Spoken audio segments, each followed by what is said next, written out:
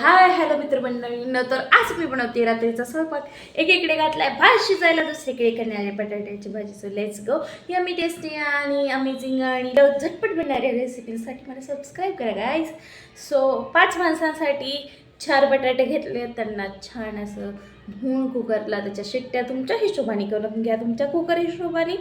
आणि मी घेतल्यात 5 शिट्ट्या करून एक छानसा डान्स केला आणि मग कढई ठेवली गॅसवर, त्यात घातलं कढीपत्ता, तेल घालून आणि मग घालायचं टॅमॅटोला छान असं परतून घ्यायचं.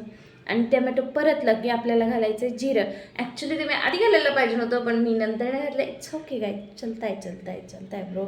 आणि मग तेही छान असं परतलं.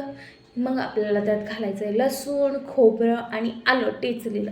त्याचं प्रमाण मी शूट करायला विसरलेले आहे, सो तुमच्या हिशोबाने करा.